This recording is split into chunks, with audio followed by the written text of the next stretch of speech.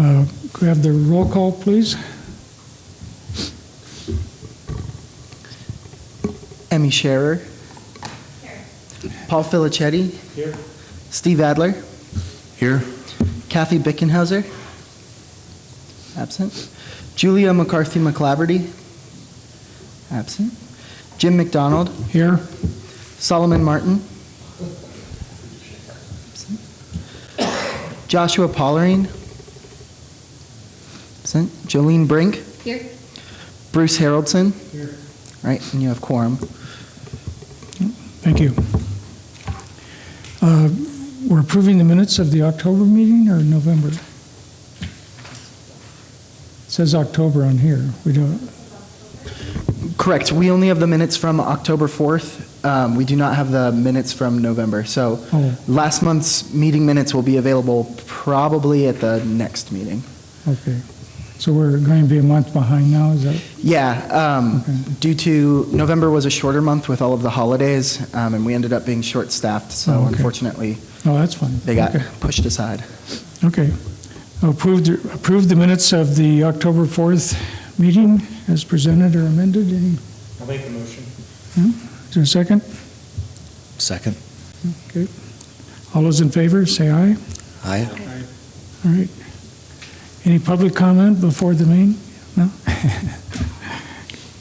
All right, we'll go right to new business. Public hearing on 216 West Main Historic Preservation Permit application for alterations to facade and alley elevations. So, Emmy?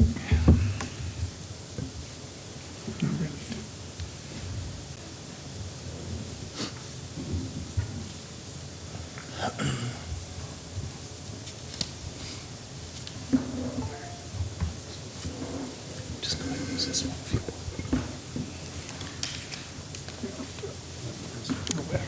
All right, so we have a historic preservation permit for 216 West Main Street, which we call the Studebaker Building.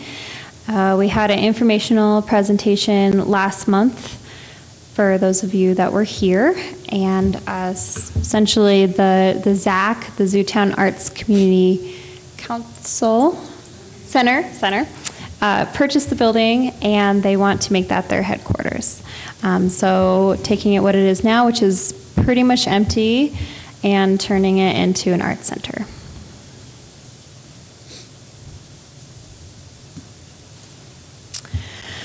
So the building is, of course, individually listed. It's located on West Main Street, so it's kind of on the intersection of Main and Ryman. It's right next to Missoula, on the west side of Missoula. As far as the legal notice, we did what is customary, which was 2 legal ads in the Missoulian on November 21st and December 2nd. We did a site posting physically on site 15 days prior to today, and then we sent letters to property owners within 150 feet and any interested parties. So this is where it's located. And we're all familiar with where it's located, correct? Was everyone here last month? I think everyone was here. Okay, great. So the background of the Studebaker is pretty fascinating. It was constructed around 1918, and it was historically used as an automobile dealership and garage. And why it's significant for Missoula history is it was really on that verge of the transition of transportation from horses to automobiles. By 1922, in the Polk directories, it was listed as a dealer, garage, repairs, all of that good stuff. And it corresponds to the Missoula's gasoline alley, which involves the Zip Auto and the at least 6 other automobile-related businesses along the Main Street corridor and along Orange there.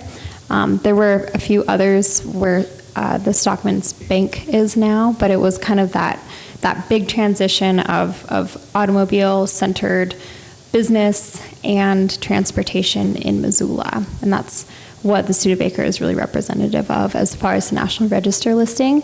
It was listed in 1997. So the proposed work, the first thing is to remove the non-historic canvas awning. So the facade is south-facing. And according to the historic photos, which you can see in the application, the current awning is non-historic. So it's not contributing, and as far as the National Register listing too. Replacing the 2 fixed glass storefront windows on the first floor with 2 rolling glass, basically metal garage doors. It'd be 16 by 10 feet, and it'd be on the left and right side of that central entrance on the main street facade. As far as the alley side, which is the north-facing elevation, it'd be replacing a bottom western window, and it would be using the same width, but it would extend down to the ground. And then basic maintenance, including painting existing windows on the alley side and patching and repairing historic brickwork. A while back, I believe it was Solomon actually went and did a site visit of what needs to happen with the masonry there too. So you can kind of see we don't really have any good historic photos of the building, but in the 1997, I should have a pointer.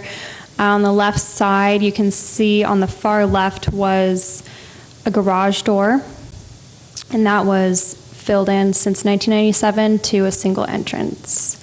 So historically, there were garage doors present. So this is kind of hearkening back to those entrances in a way, if you will.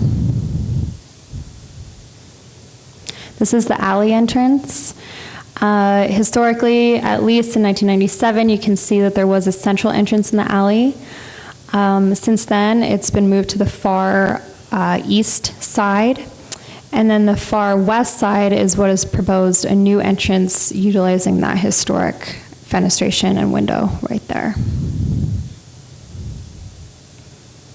This is the area of proposed work on the main floor. So you can see the front, 2 garage doors, and then the rear alley with that new entrance there. And here you can kind of see a before and after of the proposed work.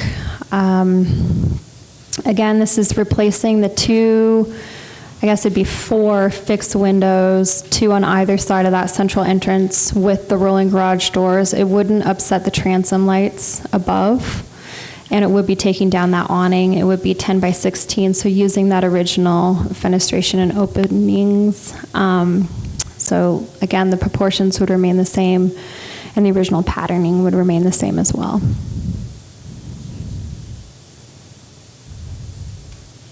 This is the rear.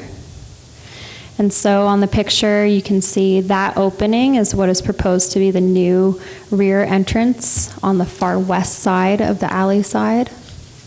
And it would be using the same width, but extending down to the ground.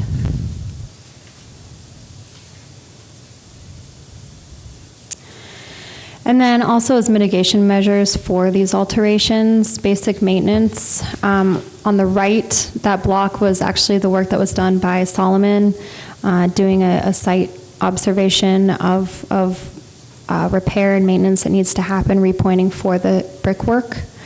And then on the left is the exterior windows that is proposed to be repainted. And I believe they're proposing to do it black. Black, yes.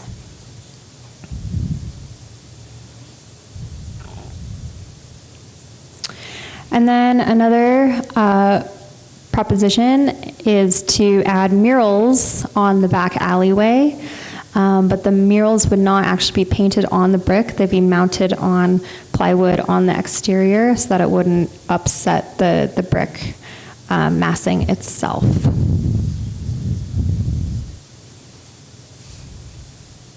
So as far as the historic preservation permit,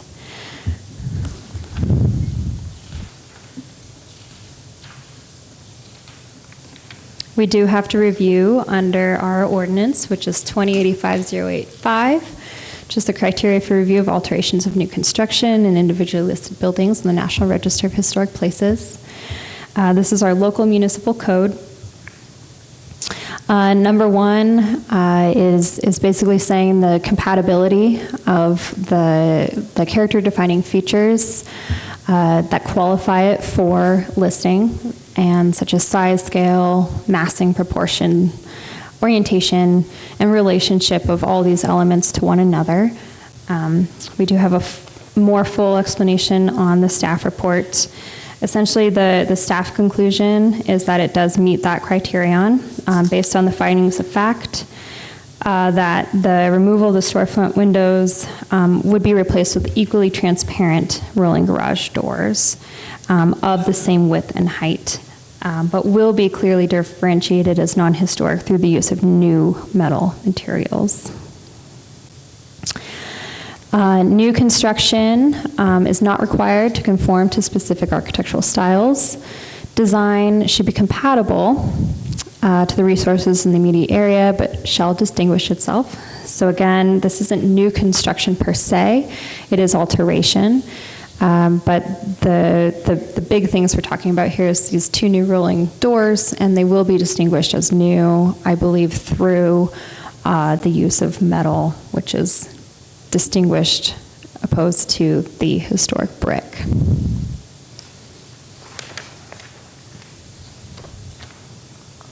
Three alternative materials, not super applicable to this, and then solar hot water is not applicable either. So the staff conclusion is that it does substantially meet the criteria in section 2085-085H. And that's because the main character defining features will be minimally affected as it's written up in the National Register. It does serve to improve working conditions, and it does not substantially diminish, eliminate, or adversely affect the integrity of the building itself.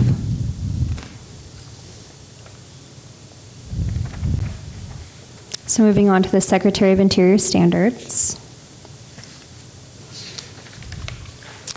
Standard number 1, property shall be used for its historic purpose or be placed in a new use that requires minimal change, the defining characteristics of the building and its site and environment. The Studebaker building has held a variety of uses, including car sales, office, and retail most recently. This variation does continue in a cohesive manner as a new community arts center. It does invite the Missoula public in to explore and utilize this historic building, and the alterations do give a nod to the historic associations with the advent of the auto industry with the inclusion of the new garage doors. It also brings a similar aesthetic to years past, using the same openings, width and diameter, and same transparency, but it does differentiate itself with new materials. The character shall be retained. Again, it's the same transparency. It's using the same openings on the left and the right side of that central entrance. That central entrance does not change. And it does follow the same historic patterning and scale. Each property shall be recognized as a physical record of its time. In that sense, conjectural features of false history will not be added. All modifications have been considered in regards to the description of the National Register listing from 1997, and they are differentiated again.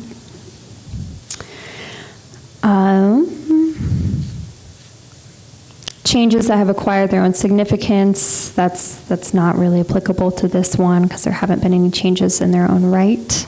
Distinctive features, such as that the parapet will not be altered, which the National Register nomination spends a decent amount talking about, as well as the massing and the materials, and those will not be altered as well.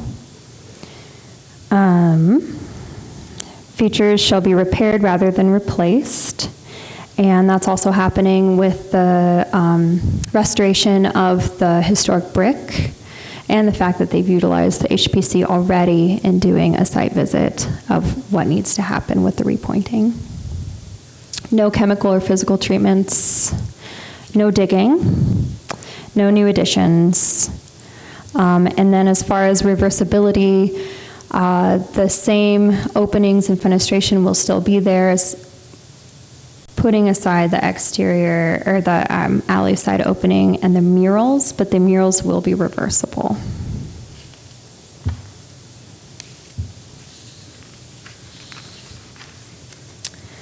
So the intent, as we are discussing, is to review these alterations under our own municipal code and the Secretary of Interior standards for rehabilitation of historic properties. The major scope of work is the exterior elevations for the building located at 216 West Main Street. The design does call for alterations to the fixed glass storefront windows on the first floor of the south elevation and the bottom western window on the north elevation. Addition of non-permanent murals to be affixed on the north elevation, and basic maintenance of the building overall, including masonry work and paint patching, which would happen on the alley side.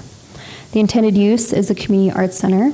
The finding of fact, according to staff, is that there is no cumulative adverse effects on historic preservation permit sites within this proposal, and that it does substantially meet the Secretary of Interior standards for rehabilitation.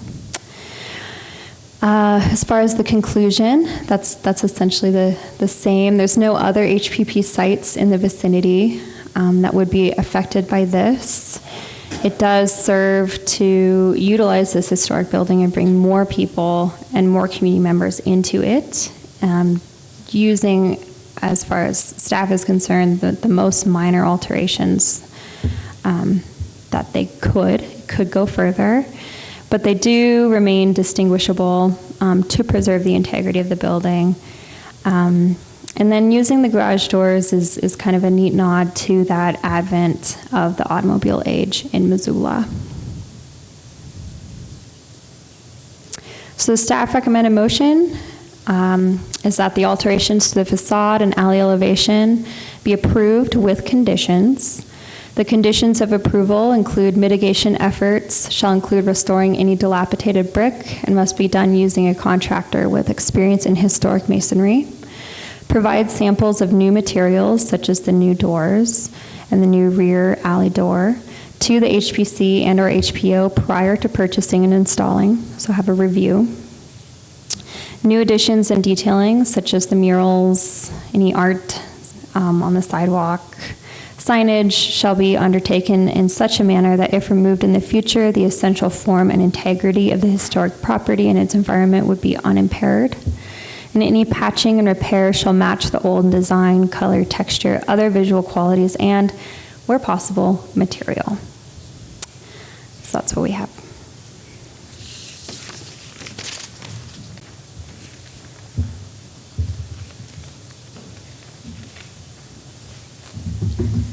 Do you want to say anything? Or, yeah, okay.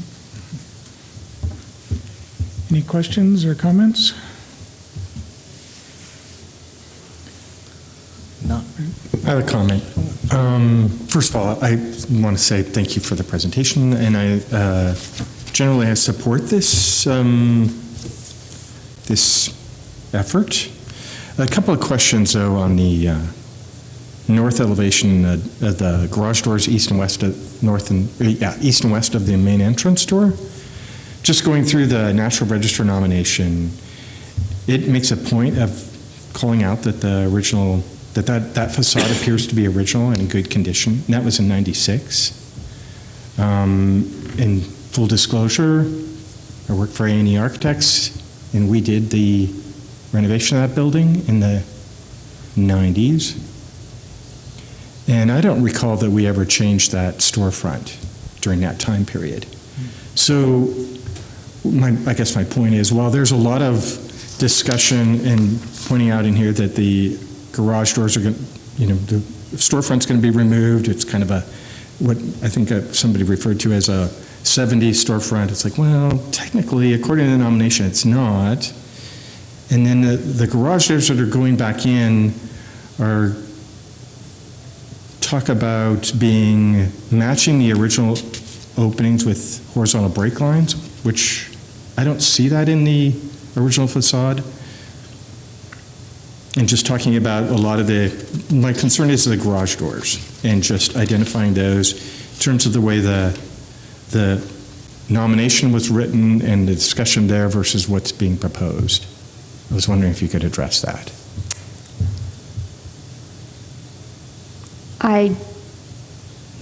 As far as, I guess, the patterning,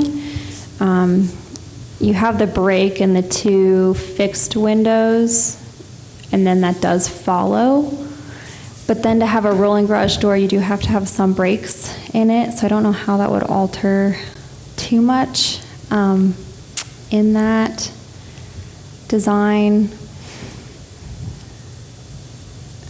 Yeah, I don't know what to say. Do you have anything to say? And that's something that's being looked at as an alternate. Yeah. You need to, I'm sorry, you need to come out and talk in the microphone, I'm sorry.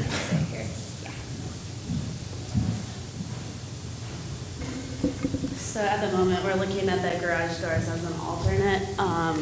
And I try to keep them as open and transparent as possible, matching. There's only a certain amount that I could do in terms of break lines and like matching the original lines.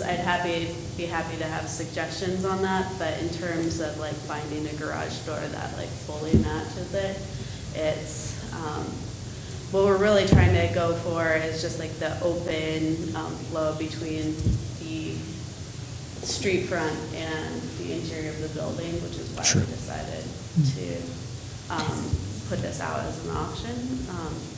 Like I said, it's an alternate, but. Okay. Thank you for that explanation. I guess I would like to point out that there's nothing to contradict the nomination in terms of that essentially, if the alternate were to move forward, it would be removing historic fabric to put those doors in. So just want to make that point.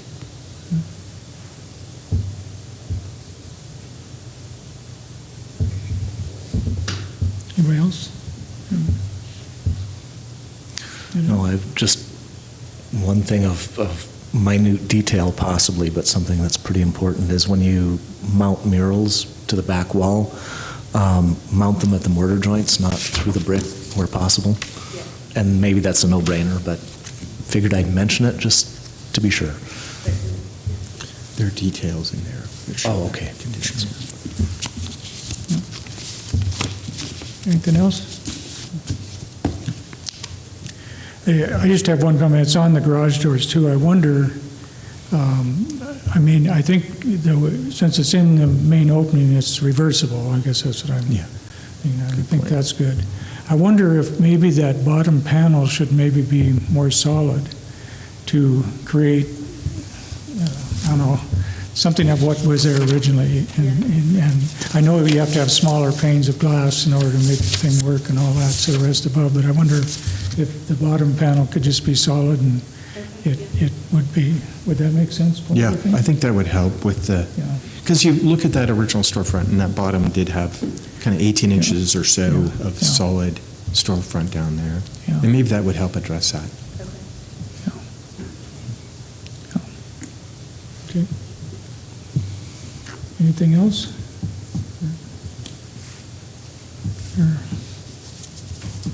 I would support that change. To do the solid would help with me as well. So one, Should we include that as a condition or just a recommendation? Well, I guess I'd like to see it as a condition, I Okay. guess. I don't Sure. know if everybody else- I don't know if we have to vote on that separately, but, from the deal, because we're adding to the recommended motion. So would that, Yeah, I would like to see that as like added in Yeah. to some sort. Could you explain those conditions a little bit? I guess there are 4 of them. And maybe you did and I just missed it. I apologize. They're kind of just boilerplate Okay. plug-in conditions, just that since it is historic masonry, we do want a contractor who's doing that repointing to have a background professional experience in historic buildings. And also just to follow up with us as kind of number two is as the materials are being purchased, to work with us and to let us know what's happening as this process moves along, as far as what you're going to be doing and the purchasing of those materials and implementing them. And then murals, art, and signage is kind of its own thing in that we don't have total review authority of that. That's design review board. But putting a condition that it wouldn't alter the historic integrity of the building. Design review does have the power to deny or approve new signage, and we don't really have that in HPC as much. So if it is approved, that it wouldn't alter the building itself. So it's removable. And that any patching or repair, and that's taken from the Secretary of Interior standards, would match what is existing. Thank you. No, thank you. And one question, you mentioned that that's an alternate now, the garage doors, and if that's an alternate that is not accepted, does the facade just stay the same as it is now? It would, yes. Okay. Yeah.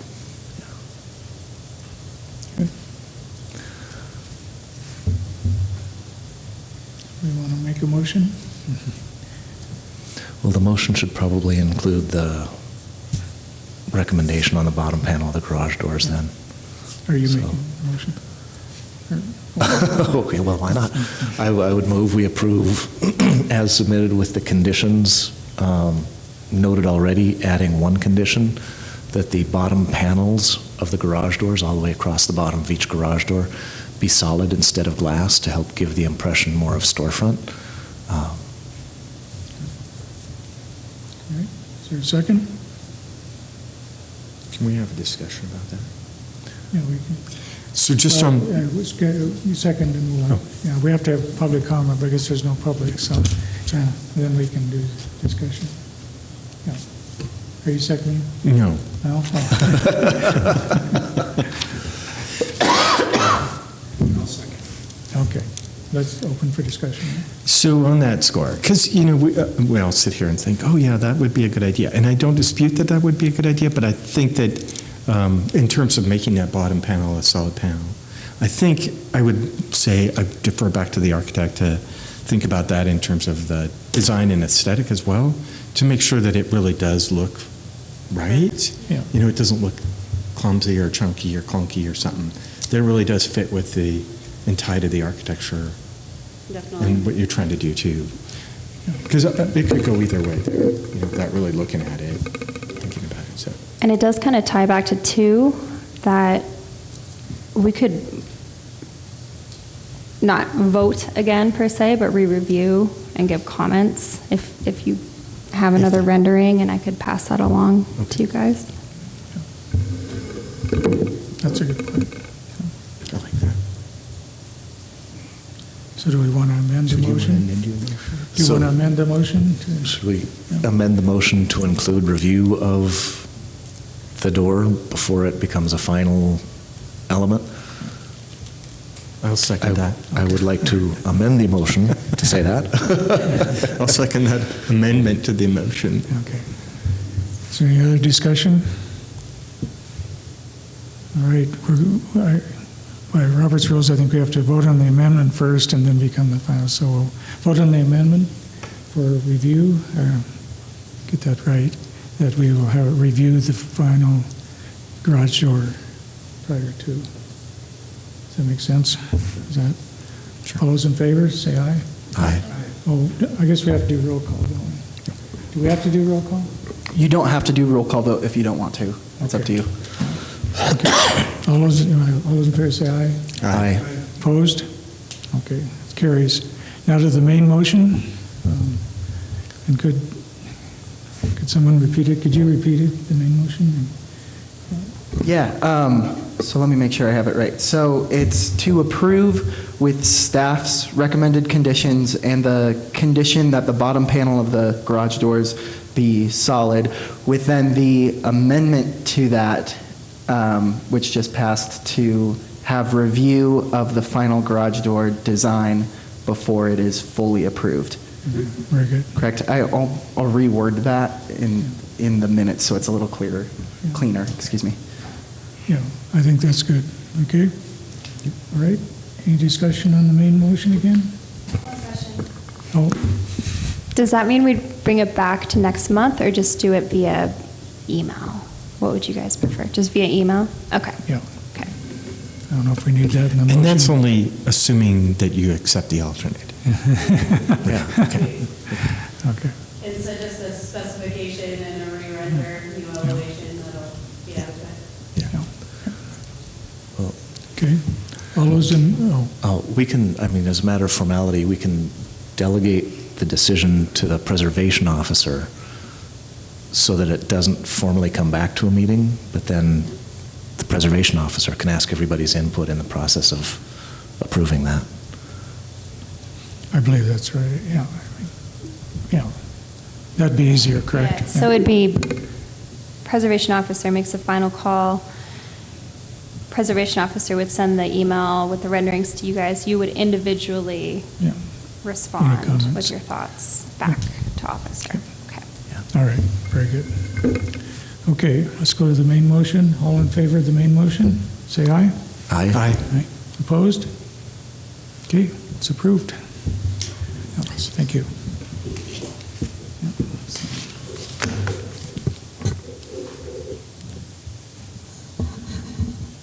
All right, special presentation by Solomon Martin. But I don't know where he is. So I guess that's not tonight. Old business, did the preservation plan, did we final that?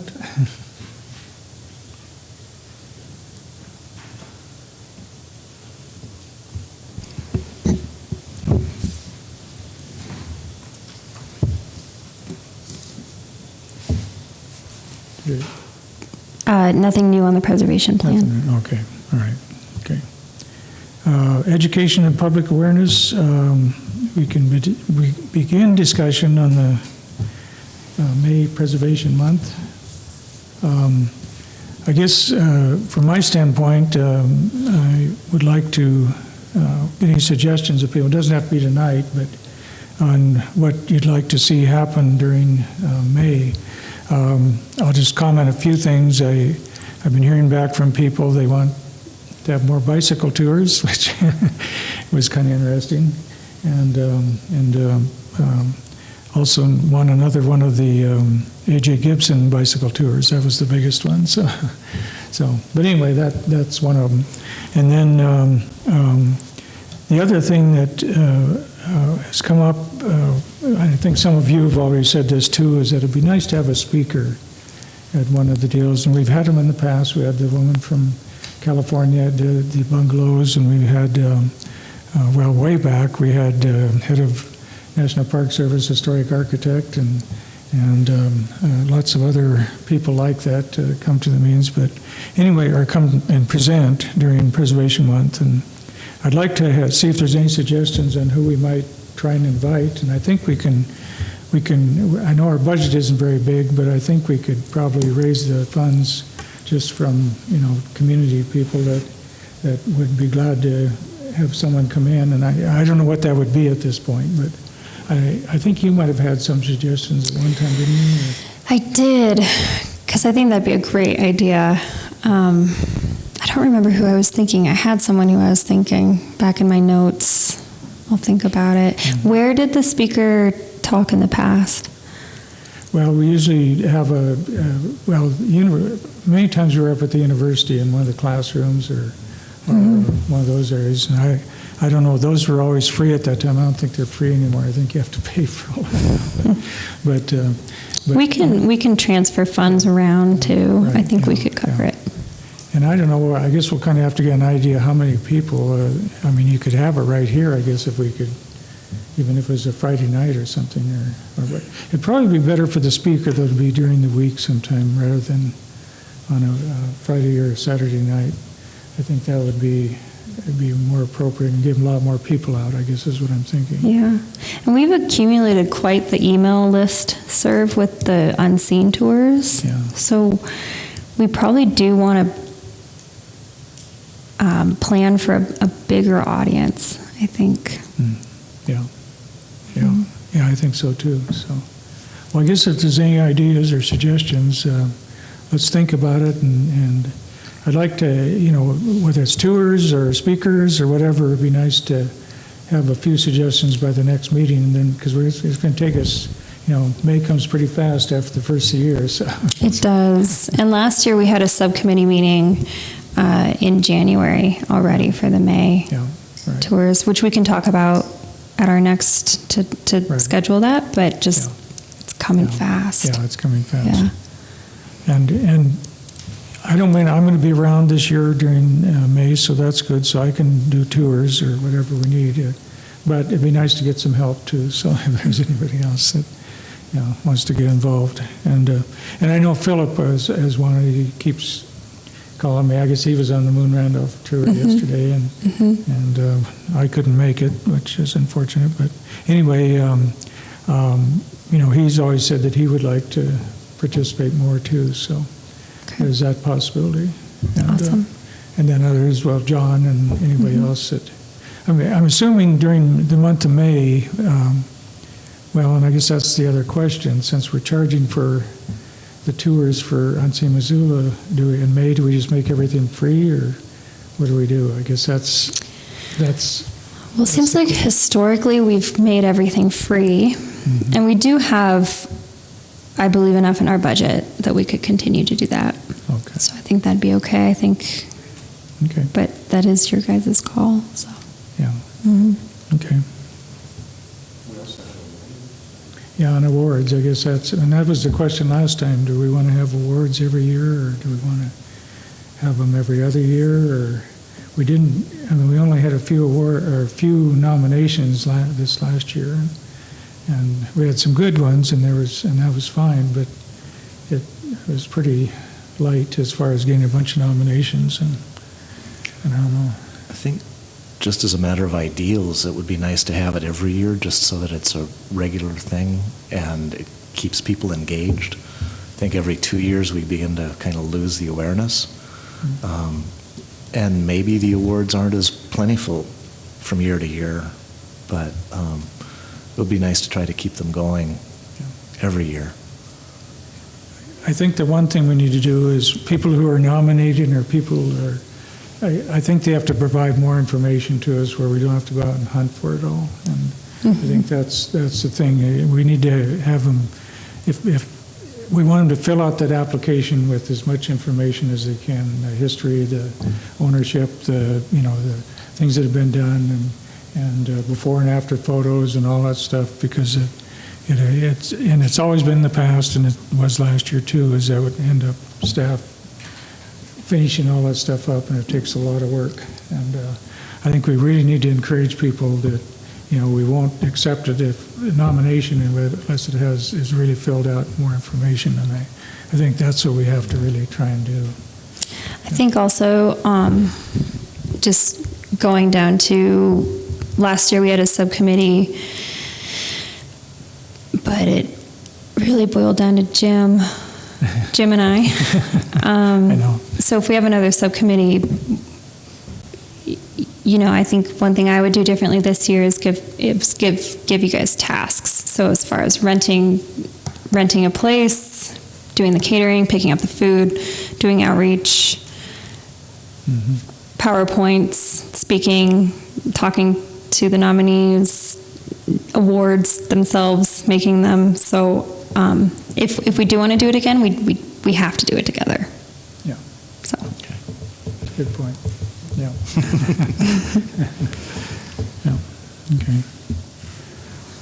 Well, any other comments? I mean, I don't think we need to discuss it too much tonight, but by January, we really need to be moving ahead quickly, so. Yeah, and I'm happy to do it again. I think it was great last year. Yeah. Just Yeah, and it was good. I liked where we had it too. That was good. yeah, that was cool. Yeah. So, okay, any other comments right now? on that? Pardon? Elections, yeah. That's going to be next month, yeah. We won't know for 2 weeks who's been approved by the city council, so and that's why we have to wait till January to do it. So I'll open the meeting and then we'll open it up for probably right away, just after roll call and well, maybe even public comment. We'll open it up for elections right away. And then those people will take over as of that minute, whatever it is. So, yeah, but we do have elections next month, yes. Yeah. Okay. No, Preserve Historic Missoula. Boy, I talked to them too, and they thought they would be here this time. I don't know what happened. Because Dan Hall was going to come this time, and then from now on, actually Matt Morgan is a new vice president, and he's going to come after that. Was going to come, but Dan Hall is supposed to be here tonight, so I don't know. Anyway, they're not here, so staff report, I guess.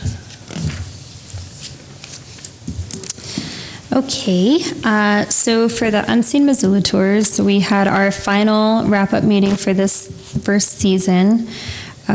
We raised for the tours over $8,000, which is great. And so we decided to hire 2 interns for next year instead of just one. A development intern who will oversee kind of the big picture and the themes and the writing and the outreach, and then an operations intern who will do the keys and more day-to-day tasks. And, you know, again, that steering committee, if anyone's interested in joining, you guys are welcome. Just let me know.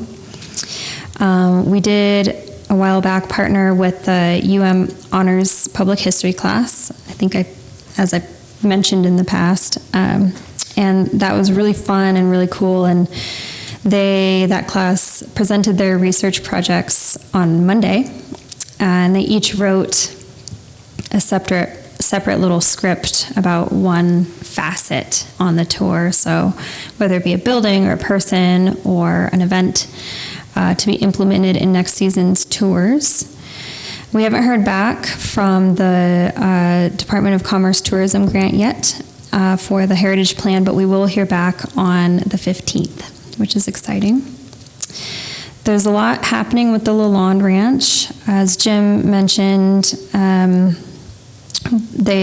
we did a site visit actually yesterday up on the Moon Randolph homestead just to see how they run that and how the caretakers work, different projects that are happening, how it works under Parks and Rec.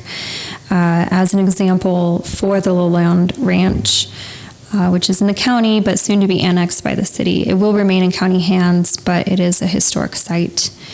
And the steering committee, which is spearheaded by Dave Strohmeyer, Commissioner, is planning on doing more discussions and site visits with Garnet Ghost Town and the Grant Corps to see how they operate those sites as well.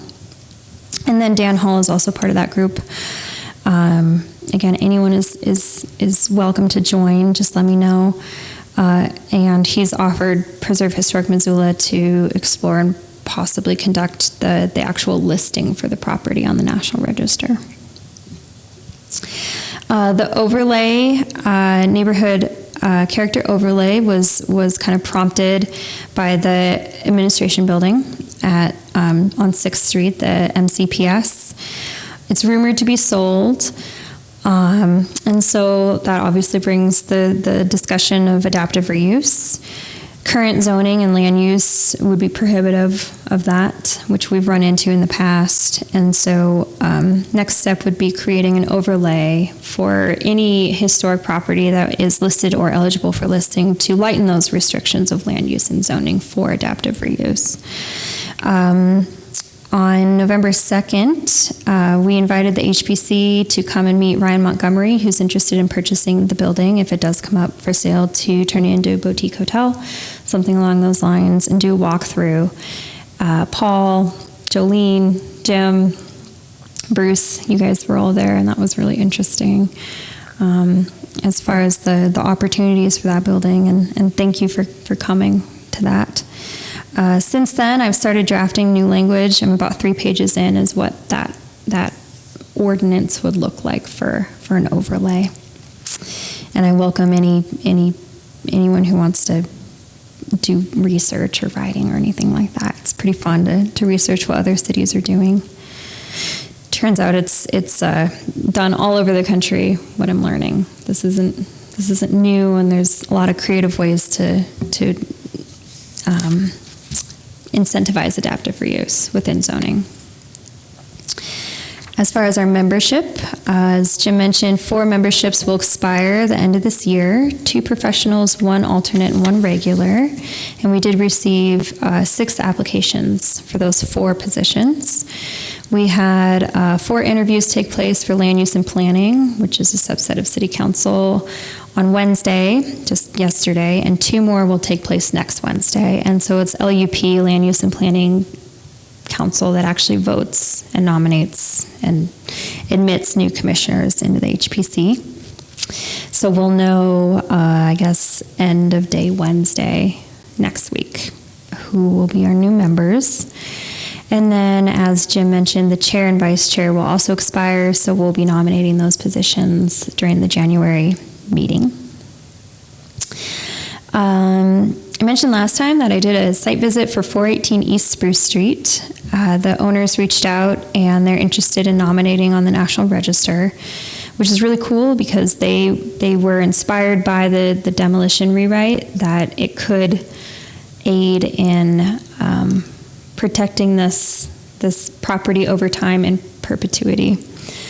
It's an incredible house, and it's probably one of the most historically intact residential properties I've seen in Missoula.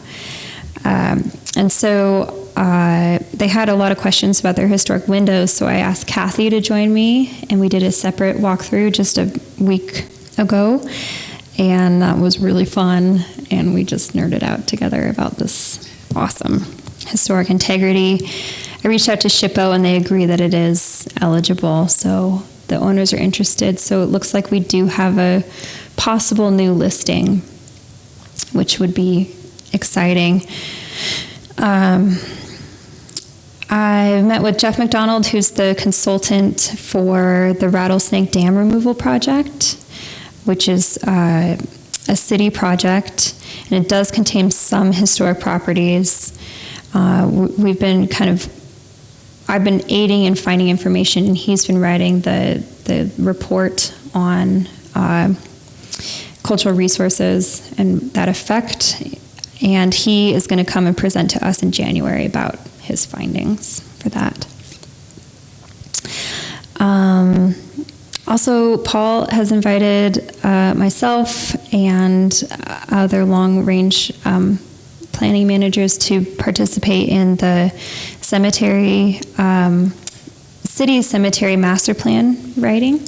So the city cemetery is working on creating a master plan, and I would love if Paul would talk about that. I'll just finish this, and then I'll invite him to talk. Still working on that story map in the downtime. Bylaws, it has to go through the whole formal revision now, but you'll be included in the process as that goes. It'll hopefully be done before winter is over. Brochure, which I've been ticking away on forever.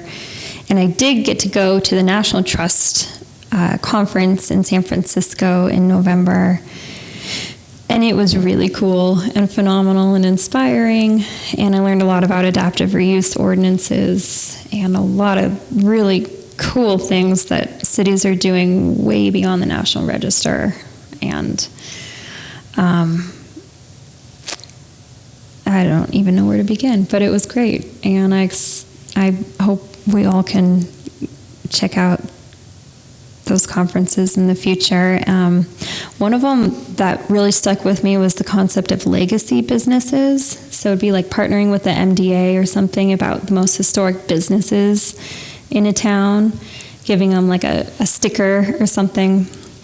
This happened in San Francisco and Portland, and it started with just a sticker that was just, this is a legacy business, whether it's a butcher or a barber shop or something.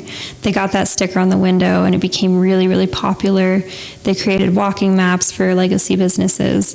It became so popular that the cities themselves started giving them incentives and tax cuts to these legacy businesses.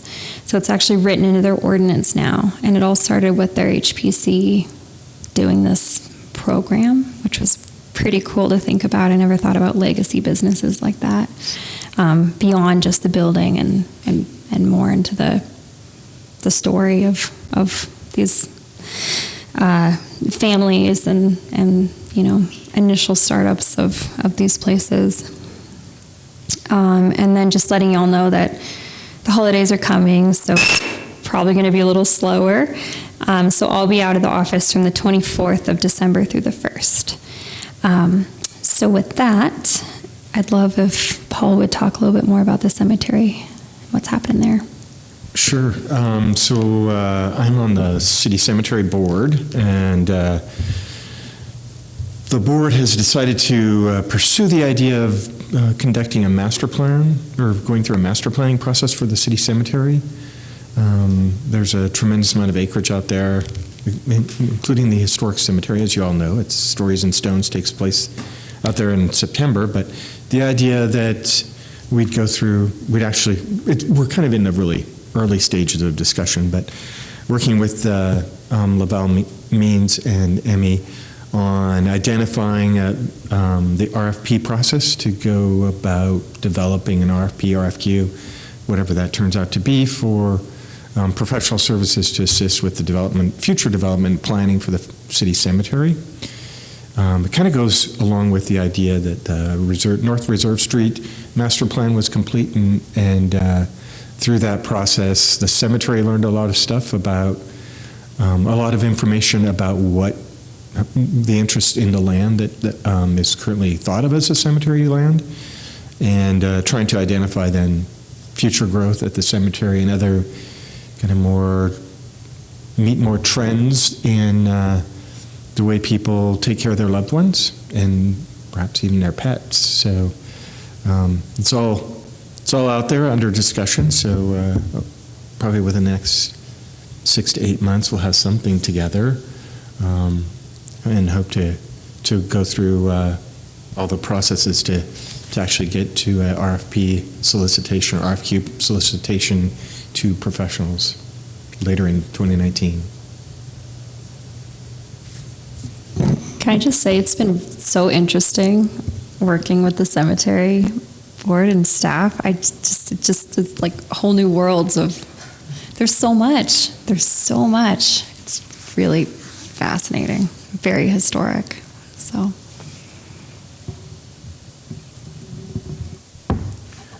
Any questions for Emmy? Or? Okay. I'd kind of like to hear more about what you learned at the conference in San Francisco, if there's an appropriate time for them or time to just get together, and if there's a way to include everybody. It can be something totally informal. It doesn't have to be a formal meeting, but Sure. maybe think about that, if that's a possibility. Yeah, that'd be I'd love fun. to glean what you've learned and Cool. learn something from it myself. Mm-hmm. Actually, there was the HPO for Portland did a really great presentation, and I was going to reach out and see if he would send his PowerPoint to show you guys. It was hysterical, but really knowledgeable too. So it was great. Is this somebody who'd be a good speaker for Preservation Month? Yes. Okay. That's a really, yeah. One idea? Mm-hmm. Good. Yep. Yes.